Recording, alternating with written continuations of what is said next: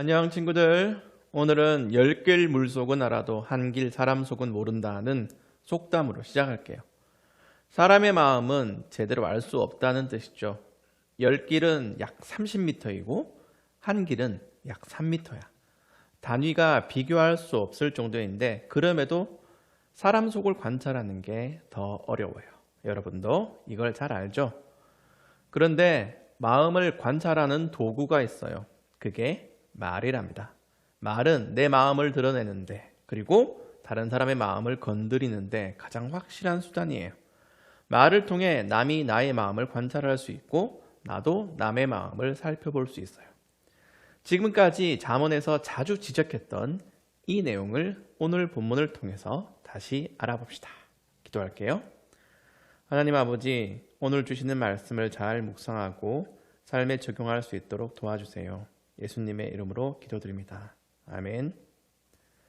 오늘 본문은 긴 1문단과 짧은 2문단으로 나뉘어 있어요. 마음을 측량하는 말의 영향력을 생각하며 잘 읽어보세요.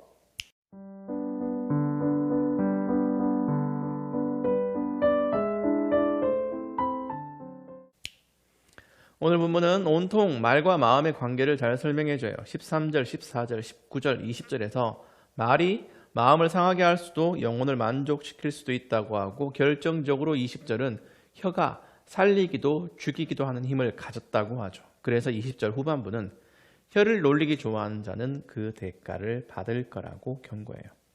어때요? 여러분은 지금까지 살아온 경험상 그리고 오늘 말씀에서 가르치는 내용상 언어 생활이 사람의 마음을 얻고 읽고 하는데 큰 영향을 끼친다는 걸 인정하나요? 오늘 큐티는 무엇보다 나의 언어 생활을 먼저 돌아보게 해요. 15절부터 아주 쿡 찌르잖아. 듣기 전에 대답하는 자는 미련하여 수치를 당한다. 말 끊는 거, 다 듣기도 전에 결론 내리는 버릇, 말로 새치게 하는 예의 없는 행동, 이런 건 1차로 내 마음이 미련하다는 걸 드러내는 증거이고 2차로 다른 사람을 매우 불쾌하게 만드는 행위예요. 다 알면서 이걸 지키기가 어려워. 그러나 지혜로운 사람은 이런 말을 들을 때마다 식상하게 여기지 않고 귀를 기울여요. 그래서 언어 생활이 중요한 건 듣기라고 수많은 책에서 또 너튜브 영상에서 강조하고 또 강조하고 재차 강조하죠.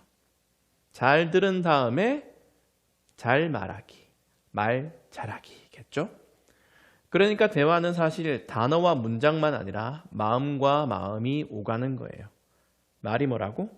마음의 관찰도구, 망원경이자 현미경 혹은 만화경. 큐티책은 오늘 제목을 끝까지 듣는 귀와 살찌우는 말들이라고 정했는데 참 적절하다고 생각해요. 귀에서 피난다는 말 알죠? 너무 과한 수단은 귀에 상처를 입힐 정도로 가공할 위력을 발휘한다는 거잖아. 반대로 살찌우는 말은 20절에 말이 음식과 같다는 데서 나온 표현이에요. 맛있는 음식? 많은 음식이 배를 채우는 것처럼 사려 깊은 말, 맛있는 말을 많이 하면 영혼을 만족시킨다고 하죠. 곧 입술에 바른 말이 사람을 만족시킨다.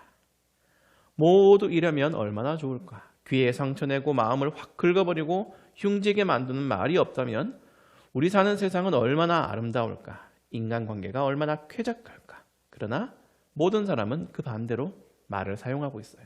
모든 사람이야. 항상 바른 말, 살찌우는 말을 하지 못해 심지어 잘 듣지도 않아요.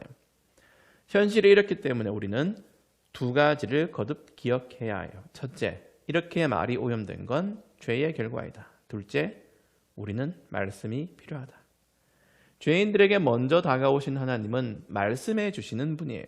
우리의 모든 죄를 해결할 수 있는 말씀이 우리의 오염된 말도 정화시켜 줄 거예요. 더러운 말을 하는 사람의 입을 시궁창 같다고 하잖아.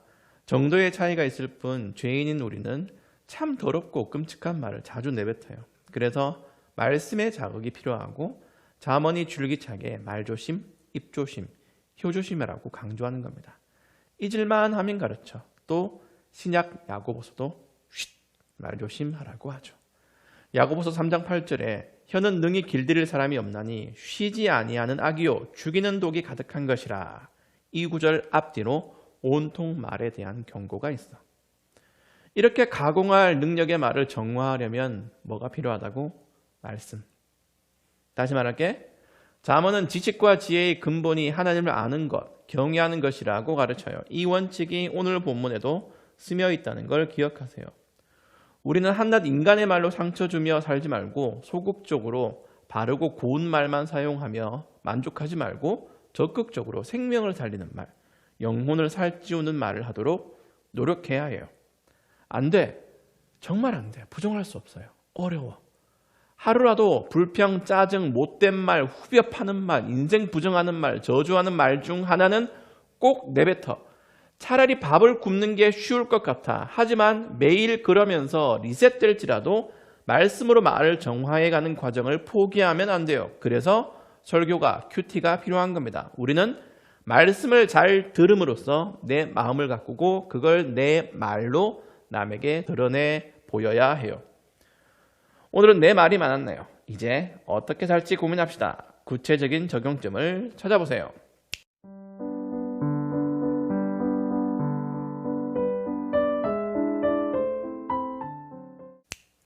침묵하는 바보가 되자. 수요일 본문은 17장 28절이 생각나나요? 바보라도 침묵하면 지혜로워 보이고 입술을 다물면 지성인으로 여겨진다. 억울하고 화날 때 우리는 특히 오염된 말을 잘 내뱉어요. 무슨 말이라도 해야 분이 풀릴 것 같아. 그럴 때 차라리 말을 아껴보자고. 솔직히 말해봤자 갈등만 증폭되고 오해만 더 깊어질 때가 많잖아요. 그럴 바에야 그냥 침묵하는 바보가 되어보자고. 나만 상처받고 끝내자고. 그것도 말을 훈련하는 법 중에 하나니까. 그러면서 그 헤아리기 어렵다는 한길 사람 속도 점점 훈련할 수 있을 거예요. 기도합시다. 하나님 아버지, 나의 말보다 하나님의 말씀을 더 중히 여기는 저희가 되게 해주세요. 예수님의 이름으로 기도드립니다. 아멘.